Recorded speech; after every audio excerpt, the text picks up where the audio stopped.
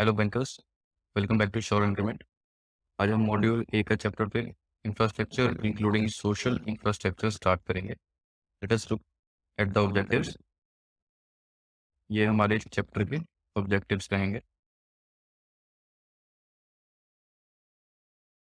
Late us move to our first topic, infrastructure including social infrastructure.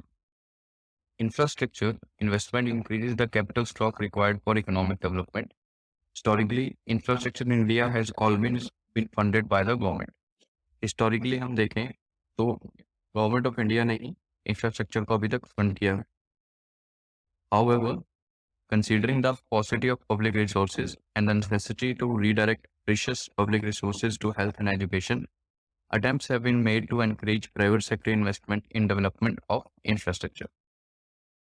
Public resources की कमी देखते हुए और हेल्थ और एजुकेशन डिपार्टमेंट में इसकी और इन्वेस्टमेंट को देखते हुए प्राइवेट सेक्टर्स को भी एनकरेज किया जा रहा है कि इस इंफ्रास्ट्रक्चर में और इन्वेस्ट करें। Currently, the source of finance differ greatly between sectors. Some like railways and nuclear power are government monopolies. अभी के समय में अलग अलग सेक्टर्स में जो फाइनेंस का सोर्स है वो भी अलग अलग है, जैसे कि रेलवेज और न्यूक्लियर पावर में गवर्नमेंट की मोनोपोली है। Some industries are dominated by government spending while other are controlled by overseas development aid and yet others are dominated by private sector investment. कुछ इंडस्ट्रीज में गवर्नमेंट की spending ज़्यादा है और कुछ में ओवरसीज डेवलपमेंट एड है, बाहर से फाइनेंस होता है, एंड कईयों में प्राइवेट सेक्टर की इन्वेस्टमेंट ज़्यादा है। PPP has been becoming the preferred model. In this spirit, the National Investment Infrastructure Fund was introduced by the Government of India to improve infrastructure finance in the country.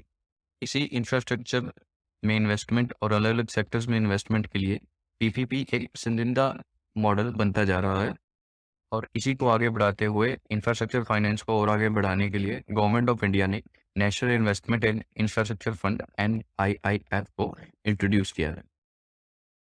Let us move to our next topic, infrastructure and economic development.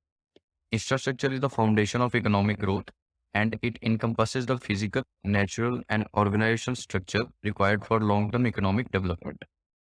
Infrastructure economic growth की नींव है and it is very crucial for long-term economic growth.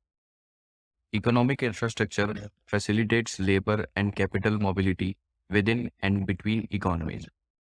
Infrastructures provide a large number of job creations and possibilities. यही infrastructure बहुत सी संभावनाएं और रोजगार पैदा करता है। Let us see infrastructure के types. Infrastructure can be either hard or soft. दो टाइप के इंफ्रास्ट्रक्चर होते हैं. It can be hard or soft. Hard infrastructure refers to major physical networks such as roads, ports, airports, pipeline, etc. that are required for the operation of modern industrial nation. Hard infrastructure में major physical networks आते हैं जैसे कि roads, ports, बंदरगाह, airports, pipelines, जो आजकल के industrial nation के ऑपरेशन के लिए बहुत ज़रूरी है। Soft infrastructure refers to institutions that are essential to keep economy running such as financial, education, health care, law enforcement organisations. It is also segregated as physical and social infrastructure. Soft infrastructure में वो institutions आते हैं जो economy को run करने में मदद करते हैं जैसे कि financial, education, health care and law enforcement organisation. Hard और सॉफ्ट इंफ्रास्ट्रक्चर को हम फिजिकल और सोशल इंफ्रास्ट्रक्चर से भी डिफरेंशिएट कर सकते हैं. Let us move to our next topic, energy power transport system, rail road civil aviation. आगे हम एनर्जी इंफ्रास्ट्रक्चर के बारे में पढ़ते हैं. Energy infrastructure is the organisation framework that permits large-scale energy transmission from producer to consumer as well as energy flow direction and management. Energy infrastructure एक ऐसा framework है जिसके अंदर लार्ज स्केल एनर्जी को ट्रांसमिट किया जाता है प्रोड्यूसर से कंज्यूमर तक. कुछ एग्जांपल्स हैं एनर्जी इंफ्रास्ट्रक्चर के. यहाँ हम देख सकते हैं natural gas pipelines, storage and distribution terminals, petroleum pipelines, specialised coal handling facilities for washing, storage and transporting coal, renewable energy infrastructure such as wind power, solar power, hydropower, geothermal power and biomass or biofuel facilities etc. Friends, हमने infrastructure के जो दो type पढ़े, hard infrastructure and soft infrastructure, वो important है उन्हें आप एक बार ध्यान से पढ़ के जाइएगा कि उसके एग्जाम्पल क्या हैं। फर्दर जो एनर्जी इंफ्रास्ट्रक्चर के एग्जाम्पल्स हैं इन्हें भी याद आप अच्छे से करके जाइएगा। यहाँ से एक क्वेश्चन बन सकता है, आपको अलग अलग इंफ्रास्ट्रक्चर देके या अलग अलग लाइक नेचुरल गैस पाइपलाइन देके, पेट्रोलियम पाइपलाइन देके पूछा जा सकता है कि ये कौन सा इंफ्रास्ट्रक्चर है, तो इसे ध्यान से पढ़ के जाइए। Let us read about renewable energy India initiatives. India के इनिशिएटिव्स रिन्यूएबल एनर्जी में क्या क्या है। India has achieved a cumulative installed renewable energy capacity of 92.54 gigawatt, out of which 5.47 gigawatt was added in the period of April 2020 till January 2021. India ने अभी तक 92.54 gigawatt renewable energy install की है, जिसमें से 5.47 गीगावाट अप्रैल 2020 से जनवरी 2021 के बीच में इंस्टॉल की। During the period of April 2014 to January 2021, the installed renewable energy capacity of India has increased by 2.5 times, and in the same period, the installed solar energy capacity has been increased 15 times. इस period में अप्रैल 2014 से 2021 तक जो renewable energy capacity है India की वो 2.5 गुना बढ़ी है, और इसी पीरियड में जो सोलर एनर्जी कैपेसिटी है वो 15 गुना तक बढ़ी। Globally today, India stands fourth in renewable power capacity, fourth in wind power, and fifth in solar power capacity. पूरे विश्व में आज इंडिया रिन्यूएबल पावर कैपेसिटी में चौथे नंबर पर है, विंड पावर में भी चौथे नंबर पर है, एंड सोलर पावर कैपेसिटी में 5वें नंबर पर है। India has one of the highest rate of growth for renewable energy in the world. As per Global Trends in Renewable Energy Investment 2020 report, during the period 2014 to 2019, renewable energy programs and projects in India attracted an investment of $64.2 billion, which is equivalent to 4.7 lakh crore rupees. अगर पूरे world में देखा जाए तो India में renewable energy highest rate से grow हुई है, और as per global trends in renewable energy investment 2020 report 2014 से 2019 तक रिन्यूएबल एनर्जी प्रोग्राम में इंडिया ने $64.2 बिलियन इन्वेस्टमेंट को अट्रैक्ट किया है, जो कि 4.7 लाख करोड़ के बराबर है। Our next topic is water management infrastructure. This comprises drinking water supply, wastewater collection and disposal, drainage systems, major irrigation systems, including reservoirs, irrigation canals, major flood control system, and other infrastructure. Water management infrastructure में क्या क्या आता है? Drinking water आता है, waste water collection and disposal आता है, drainage systems आते हैं, इरिगेशन सिस्टम्स आते हैं, मेजर फ्लड कंट्रोल सिस्टम आते हैं, और अदर इंफ्रास्ट्रक्चर आते हैं। Untreated sewage waste is one of the major causes of surface water and groundwater pollution in India. Surface and groundwater pollution का जो major cause है वो है untreated sewage waste. The Water Prevention and Control of Population Act 1974 was the first legislative measure taken to directly address the issue of water pollution and conservation in the country. The Water Prevention and Control of Population Act 1974 पहला legislative act था जो India में water pollution को avoid करने के लिए और water को कंजर्व करने के लिए बनाया गया था। This act provides for establishing central and state pollution control boards responsible for prevention and control of water pollution. इस एक्ट के अंदर सेंट्रल और स्टेट पोल्यूशन बोर्ड्स बनाए गए थे, जिनका बेसिक जो एम था, जो काम था, वो यही था कि वाटर पोल्यूशन को कैसे प्रिवेंट किया जाए और उसे वाटर पोल्यूशन को कंट्रोल कैसे करना है और उसे प्रिवेंट कैसे करना है, ये इनका मेन बेसिक काम था। These institutions also function to provide economical, reliable and innovative water waste treatment, utilization and disposal methods. Central और स्टेट पोल्यूशन बोर्ड्स को वाटर पोल्यूशन प्रिवेंट करने के अलावा और भी काम दिए गए थे, जैसे कि innovative water waste treatment suggest करना और डिस्पोजल मेथड सजेस्ट करना, ये उनके अन्य काम थे। It regulates the water waste discharge into water bodies and take preventive and remedial measures to check pollution. और जो फैक्ट्रीज और अन्य जगहों से वाटर वेस्ट डिस्चार्ज जो है, जो वाटर बॉडीज में आते हैं, ये उनका ध्यान रखते हैं और प्रिवेंटिव स्टेप्स लेते हैं ताकि वाटर पोल्यूशन ना हो पाए। और next is communication infrastructure. Communication infrastructure includes postal services, telephone networks, including mobile phone networks, television and radio broadcast stations, the internet, communication satellites, and so on. Communication networks में postal services आती हैं, telephone networks आते हैं जिसमें mobile phone network है, television है, radio broadcast है, internet है एंड कम्युनिकेशन सैटेलाइट है and so on.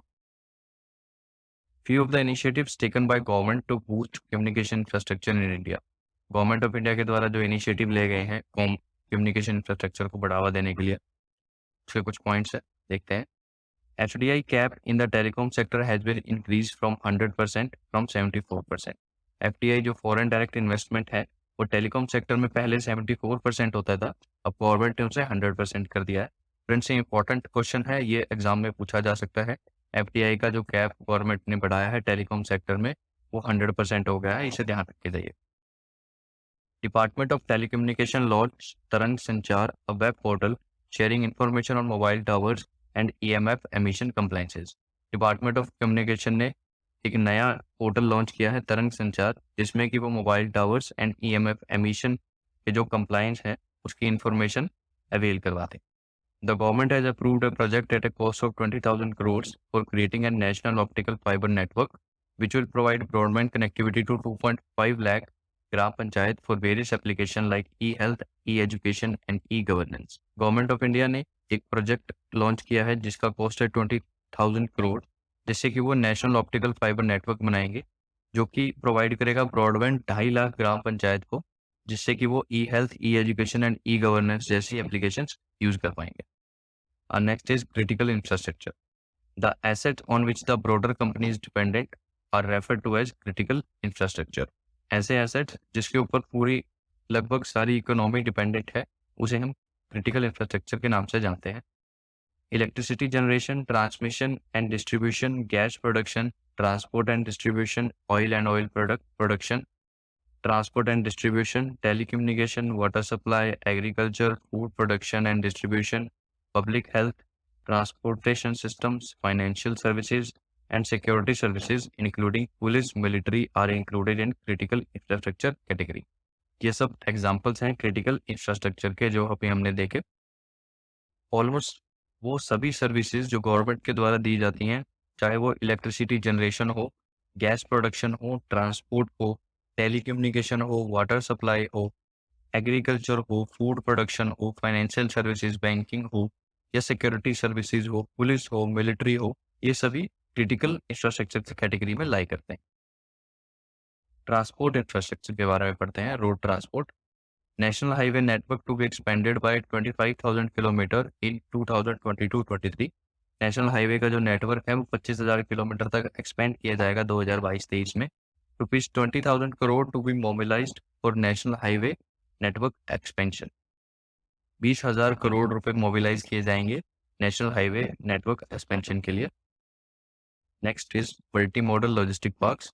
Contracts to be awarded through PPP mode in 2022-23 for implementation of multi modal logistic parks at 4 location.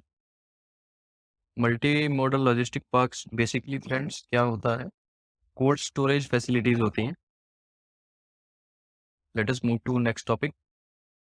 Railways में क्या transport का infrastructure दिया है, देखते हैं. One station one product concept to help local business and supply chains. 2,000 kilometre of railway network to be brought under Kavach the indigenous world class technology and capacity augmentation in 2022-23. 2,000 kilometre railway network बिछाया जाएगा under project Kavach. 400 new generation Vande Bharat train to be manufactured during the next 3 years. 400 नई वंदे Bharat train manufacture की जाएंगी आने वाले 3 सालों में. Next is Parvatmala. National ropeways development programme Parvatmala to be take up on PPP mode. Contracts to be awarded in 2022-23 for 8 ropeway projects of 60 kilometre length. 8 नए ropeway project जिनकी length होगी 60 किलोमीटर, इनका भी कॉन्ट्रैक्ट इशू किए गए हैं. रोपवे प्रोजेक्ट्स आप friends आपने देखा होगा, अगर आप हिली एरियाज में गए हैं तो एरियल केबल के थ्रू आपको एक बॉक्स के अंदर, जैसे गंडोला कहते हैं, उसके थ्रू आपको ऊपर लेके जाते हैं, वो रोपवे प्रोजेक्ट्स के अंदर लाई करते हैं. Next is our urban infrastructure. Infrastructure projects are highly capital intensive and funding is considered as a major impediment in achieving the infrastructure goals. As we all know, infrastructure में heavy investment लगती है, highly capital intensive होते हैं और इनके लिए funding जो है एक मेजर इम्पीडमेंट है, मेजर दिक्कत आती है इंफ्रास्ट्रक्चर गोल्स को अचीव करने के लिए। Atal mission for regeneration and urban transformation AMRUT along with smart cities were jointly planned and launched by government to transform urban living conditions through infrastructure upgradation. Atal mission for rejuvenation and urban transformation AMRUT एक scheme launch की गई थी government of India के द्वारा, जिसके अंदर वो urban living conditions को और एनहांस करना है और अपग्रेड करने की तरफ आगे बढ़ रहे हैं। Urbanisation is an integral part of process of economic growth as in most countries India's town and city make a major contribution to country's economy. With less than 1/3 of India people, its urban areas generate over 2/3 of country's GDP and account for 90% of government revenue. Urbanization एक integral part है economic growth का, because most countries में India के town और city major contribution देते हैं country की economy में। 1/3 ऑफ इंडिया पीपल जो है वो 2/3 ऑफ कंट्री की GDP में कंट्रीब्यूट करते हैं और 90% ऑफ गवर्नमेंट के रेवेन्यू में यही पीपल कंट्रीब्यूट करते हैं। Hard infrastructure systems owned and operated by municipalities such as roadways, water distribution and sewage are referred to as urban or municipal infrastructure. It may also contain certain soft infrastructure assets such as parks, public pools and libraries. हमने ऊपर hard और soft infrastructure के बारे में पढ़ा था। अब कुछ हार्ड इंफ्रास्ट्रक्चर जो कि म्यूनिसिपैलिटी के द्वारा ओन और ऑपरेट किए जाते हैं, जैसे कि रोडवेज हो गया, वाटर डिस्ट्रीब्यूशन, सीवेज हो गया, इसे अर्बन या म्यूनिसिपल इंफ्रास्ट्रक्चर भी कहते हैं। इसके अंदर कुछ सॉफ्ट इंफ्रास्ट्रक्चर भी आते हैं, जैसे कि parks, public pools and libraries. Let us move to green infrastructure. Important topic है ये। Green infrastructure is a concept that highlights the value of natural environment. The life support services provided by network of natural ecosystems are emphasized. Green infrastructure के अंदर natural environment लाई करता है, natural environment को conserve करना, natural environment को maintain करके रखना इसके अंडर आता है। इसके एग्जांपल्स आप देख सकते हैं, including green belts, wild life sanctuaries, environment sensitive areas, tiger, lion and elephant reserves, bird sanctuaries and the conservation of Western Ghats, ये इसके एग्जाम्पल है। एग्जाम्पल अच्छे से याद कीजिएगा, यहाँ से क्वेश्चन बन सकता है। Let us move to our next topic, concept of social sector and social infrastructure. Health, education, water supply, transportation, agriculture and allied activities, infrastructure, irrigation, management of natural resources such as water, forest, land, energy, welfare, program and services and so on are all included in social sector. Social sector के अंदर क्या क्या आता है ये सब हमने पढ़ा। Health, education आता है, water supply आती है, transportation, ये जो सब नीचे लिखा हुआ है ये इसके social sector के अंदर लाई करते हैं। The Indian social sector is very important to country growth and development. India का जो सोशल सेक्टर है वो कंट्री की ग्रोथ और डेवलपमेंट के लिए बहुत इंपॉर्टेंट है। It comprises multiple key components including health, education, poverty reduction, sanitation and housing condition, all of which contribute to general human development. इस सोशल इंफ्रास्ट्रक्चर के अंदर मल्टीपल की कंपोनेंट्स हैं, जैसे कि हेल्थ है, एजुकेशन है, पॉवर्टी कम करना, पॉवर्टी रिडक्शन है, साफ सफाई, सैनिटेशन है, हाउसिंग कंडीशंस को बढ़ावा अच्छी करना है। ये सब मिलके एक जनरल ह्यूमन की डेवलपमेंट की तरफ, ये सब चीजें सोशल सेक्टर और सोशल इंफ्रास्ट्रक्चर के अंडर लाई करती हैं। Positive externalities are associated with social infrastructure. It plays an important role in country's economic development and well-being. It is demonstrated experimentally and commonly acknowledged that education and health have an influence on economic growth. ये experimentally भी देखा गया है और माना गया है कि एजुकेशन और हेल्थ का इकोनॉमिक ग्रोथ पे काफ़ी प्रभाव पड़ता है। Investing in human capital including education, skill development, training and the provision of health care facilities increases labour productivity and societal welfare. Human capital में इन्वेस्ट करना, जैसे कि उनके एजुकेशन में, स्किल डेवलपमेंट में, ट्रेनिंग में और उनके हेल्थ केयर फैसिलिटीज में इन्वेस्ट करने से जो है ह्यूमन कैपिटल है, जो ह्यूमन कैपिटल की जो प्रोडक्टिविटी है, लेबर प्रोडक्टिविटी है, वो इंक्रीज होती है। हमारा अगला टॉपिक है हेल्थ, एजुकेशन और family welfare. One by one हम इसको डिस्कस करेंगे। Health health is the most crucial component of social infrastructure. हमने ऊपर सोशल इंफ्रास्ट्रक्चर पढ़ा, उसके अंदर सबसे मेन जो मोस्ट क्रूशियल कंपोनेंट है वो हेल्थ है। Healthcare has been evolved to be one of India's most important industries, both in terms of income and employment. Healthcare जो डिपार्टमेंट है वो इंडिया का मोस्ट इम्पोर्टेंट इंडस्ट्री बन के उभरा है, बोथ इनकम में भी, इंडिया की इनकम बढ़ाने में भी और रोजगार देने में भी. Hospitals, medical devices, health insurance and medical equipment are all part of industry. Healthcare industry में हॉस्पिटल लाई करते हैं, medical devices, health insurance and medical equipment, ये सब मिलके हेल्थ इंडस्ट्री में लाई करते हैं. The Indian health care sector is expanding rapidly as a result of improved coverage, expanded services and increased spending by both public and private players. India का जो health care sector है वो बहुत तेजी से बढ़ रहा है, जिसके अंडर वो इम्प्रूव्ड कवरेज, उसकी कवरेज बढ़ी है, सर्विसेज ज़्यादा हुई हैं और बहुत पब्लिक एंड प्राइवेट प्लेयर्स आ चुके हैं, जिसके कारण हेल्थ केयर सेक्टर में ज़्यादा स्पेंडिंग भी गवर्नमेंट ऑफ इंडिया कर पा रहा है. The India health industry includes both public and private sector providers. India health industry में बहुत पब्लिक प्रोवाइडर्स भी हैं और प्राइवेट प्रोवाइडर्स भी हैं.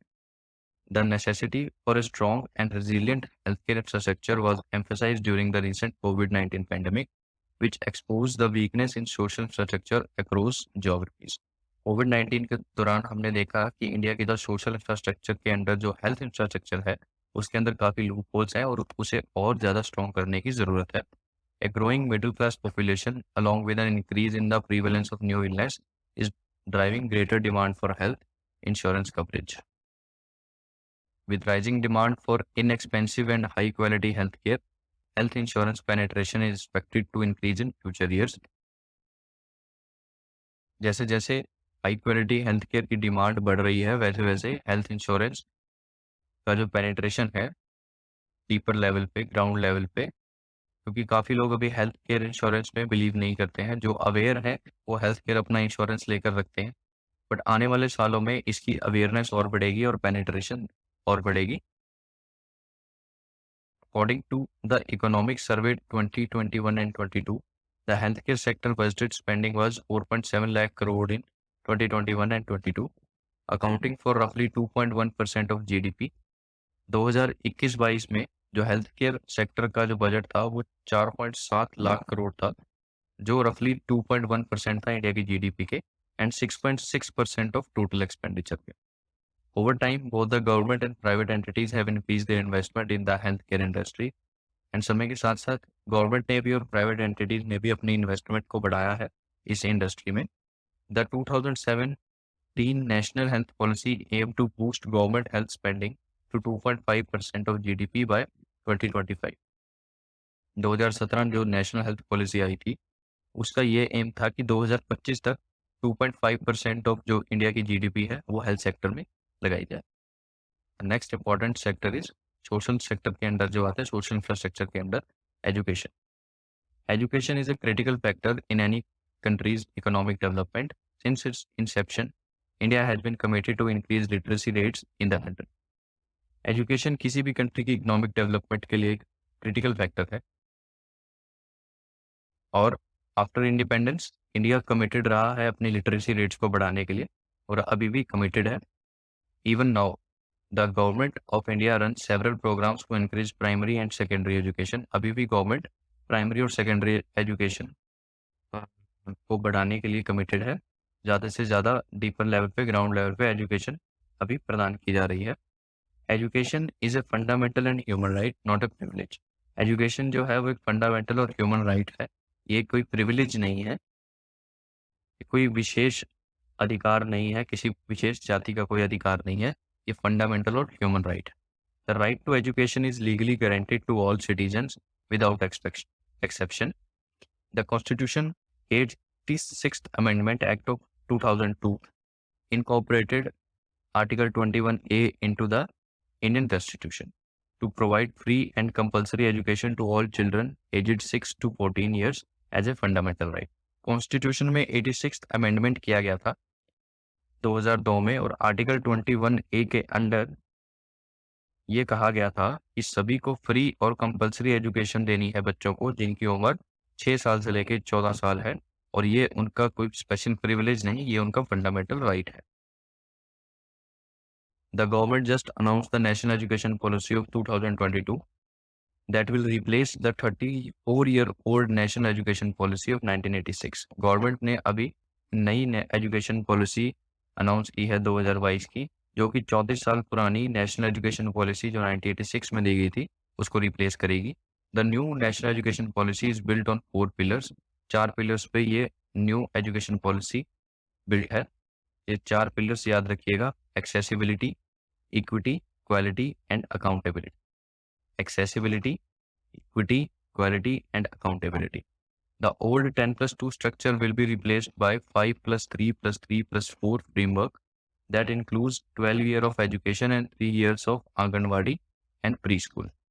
जो पुराना 10+2 का स्ट्रक्चर था उसे 5+3+3+4 को फ्रेमवर्क से रिप्लेस करेंगे, जिसमें 12 साल की एजुकेशन होगी और 3 साल का प्री स्कूल होगा या आंगनवाड़ी जो कहते हैं हम वो होगा. Though we have made significant progress in literacy and other education indicators, there is still much room for improvement at the secondary, higher secondary and higher education levels. ये हमने एक significant progress कर ली है literacy में और other education sector में, but there is still room for improvement. Improvement के और जगह है अभी secondary में, higher secondary में और higher education level में. Next, social infrastructure के अंदर आता है family welfare. The primary goal of family welfare program is to stabilize the population and offer high quality health services including immunization of pregnant women and children. जो primary goal है family welfare का वो यही है कि population को एक अच्छी health services, quality health services provide करे और प्रेग्नेंट वुमेन और चिल्ड्रन को इम्यूनाइजेशन प्रोवाइड करे. इम्यूनाइजेशन से आप समझ सकते हैं ये एक प्रोसेस है जिसमें वैक्सीनेशन होती है एक सर्टेन डिजीजेस से बचने के लिए. तो इम्यूनाइजेशन से आप समझते हैं जो छोटे बच्चों को तीसरे महीने, छठे महीने, 9वें महीने, 1 साल पर जो भी अभी वैक्सीनेशन प्रोग्राम्स गवर्नमेंट के द्वारा चलाए गए हैं वो इम्यूनाइजेशन के अंडर ही आते हैं. In 1952, India became the first country in the world to implement a national program for family planning. 1952 में इंडिया पहली कंट्री बनी थी जिन्होंने नेशनल प्रोग्राम इम्प्लीमेंट किया था फैमिली प्लानिंग के लिए. Since its inception in 1952, the family planning program has experienced significant policy and programmatic development. 1952 से लेकर अब तक इस प्लानिंग प्रोग्राम में significant policy changes and development आए हैं. The family welfare program strives to address the broader range of healthcare requirements among India's general public. इस programme के अंडर जो इंडियन जनरल पब्लिक को हेल्थ केयर रिक्वायरमेंट है उसे address किया गया है. The following are the fundamental premises of family welfare program. तो फैमिली वेलफेयर प्रोग्राम के अंदर क्या क्या है देखते हैं. Acceptance of family welfare services is voluntary है. ये मैंडेटरी नहीं है, ये वॉलेंटरी है. इट डिपेंड्स कि आप इन्हें लेना चाहें या ना लेना चाहें. Family welfare programme will provide integrated maternal and child health and family planning services, effective information education and communication. इसके अंदर इंटीग्रेटेड मैटरनल और चाइल्ड हेल्थ सर्विसेज दी जाती हैं, फैमिली प्लानिंग सर्विसेज दी जाती हैं. Population management is the core and fundamental goal of family welfare programme. Family welfare programme का जो मेन फंडामेंटल गोल है वो पॉपुलेशन मैनेजमेंट है. India has a variety of officially sponsored and entirely supported family welfare programmes that offer extra infrastructure, people and consumables to state in order to improve the health of women and children and address all stated requirements for fertility management. India में काफ़ी officially sponsored और entirely supported family welfare programmes चलाए जा रहे हैं जिसके under वो health of women और चिल्ड्रन को मेन एड्रेस कर रहे हैं और उनकी फर्टिलिटी मैनेजमेंट में भी उनकी हेल्प कर रहे हैं. Development of health care infrastructure is an essential metric for assessing a country's healthcare policy and welfare system. Healthcare infrastructure से आप किसी भी कंट्री की हेल्थकेयर पॉलिसी और उसके वेलफेयर सिस्टम असेस कर सकते हैं, उससे मेजर कर सकते हैं. Healthcare disparities exist in India as a result of uneven distribution of health infrastructure between Indian states. Health disparity आप देख सकते हैं इंडिया में because of uneven distribution of health infrastructure Indian states में. एक स्टेट से दूसरे स्टेट में ही आप हेल्थ केयर इंफ्रास्ट्रक्चर में डिफरेंस देख सकते हैं. All these challenges are linked to economic growth with a specific emphasis of India. India has made significant progress in terms of healthcare infrastructure and mass population access to health care services. India ने एक significant progress की है health care infrastructure में और काफ़ी population तक health care services provide करने में गवर्नमेंट ऑफ इंडिया ने काफ़ी स्कीम्स लागू की हैं, जैसे कि the PM Ayushman Bharat health infrastructure mission PM अबे was designed to improve primary, secondary, and tertiary care health systems and to establish new institutions to address the diagnosis and treatment of new emerging illness. PM Ayushman Bharat health infrastructure mission design किया गया था to improve primary, secondary and tertiary care health systems और new institution भी इसके अंदर बनाए गए ताकि वो न्यू जो इलनेस एमर्ज हो रही है उसका डायग्नोसिस कर सकें और उनका ट्रीटमेंट देख सकें। In 2021, the Ayushman Bharat Digital Mission, formerly known as the National Digital Health Mission, was launched with the purpose of establishing the backbone built to support the country's integrated digital health infrastructure. इसी health infrastructure में और improvement करने के लिए 2021 में Ayushman Bharat digital mission, जिसे पहले national digital health mission भी कहा जाता था, उसे लॉन्च किया गया ताकि बेटर हेल्थ सर्विसेज सभी जो ब्रॉड मास पॉपुलेशन है वहां तक पहुंचाई जा सके। A new centrally sponsored scheme with an outlay of approximately 64,180 crores over the next 5 years to develop capacity of primary, secondary, and tertiary care health system, strengthen existing national institutions, and set up new institution to cater to detection and cure of new and emerging diseases. New centrally sponsored scheme लागू की गई जिसके अंदर आने वाले 5 सालों में 64,180 crore rupees इस हेल्थ केयर डिपार्टमेंट, इस हेल्थ केयर इंफ्रास्ट्रक्चर में दिए जाएंगे ताकि इसके अंदर प्राइमरी, सेकेंडरी और टर्शरी जो हेल्थ केयर सिस्टम है उन्हें इम्प्रूव किया जा सके और नए इंस्टीट्यूशन सेटअप किए जा सके ताकि जो भी नया एमर्जिंग डिजीज है उसका क्योर देख सकें और उसका ट्रीटमेंट और जल्दी ब्रॉड मास पॉपुलेशन को प्रोवाइड कर सके। तो फ्रेंड्स, यहाँ हमारा चैप्टर खत्म होता है। Let us move to some terminal questions. Which among the following is not an hard infrastructure. हमने ऊपर अच्छे से पढ़ा था हार्ड इंफ्रास्ट्रक्चर और सॉफ्ट इंफ्रास्ट्रक्चर में। हार्ड इंफ्रास्ट्रक्चर में हेल्थ केयर नहीं आते हैं, हार्ड इंफ्रास्ट्रक्चर में रोड्स, पोर्ट्स एंड एयरपोर्ट्स आते हैं। Second is which among the following is not an green infrastructure. Green infrastructure भी हमने अच्छे से पढ़ा था, इसके अंदर वाइल्ड सेंचुरीज आती हैं, बर्ड सेंचुरीज आती हैं और टाइगर रिजर्व आते हैं। नेशनल हाईवे जो है वो नहीं आते हैं green infrastructure. Which among the following is not a pillar of national education policy 2042। हमने 4 पिलर पढ़े थे, उसके अंदर यहाँ हम देख सकते हैं ये उसके 4 पिलर थे: accessibility, equity, quality and accountability. तो इसके अंदर जो चौथा पिलर है वो क्वांटिटी जो है वो गलत दिया हुआ है। बाकी 3 पिलर इस नेशनल एजुकेशन पॉलिसी के 3 पिलर्स हैं: accessibility, equity and accountability. Quantity इसका पिलर नहीं है। Next question is dash is the core and fundamental goal of family welfare programme in India. हमने अभी पढ़ा था फैमिली वेलफेयर प्रोग्राम का जो मेन गोल है वो क्या है? Population management. पॉपुलेशन को मैनेज करना ही फैमिली वेलफेयर प्रोग्राम का मेन फंडामेंटल गोल है।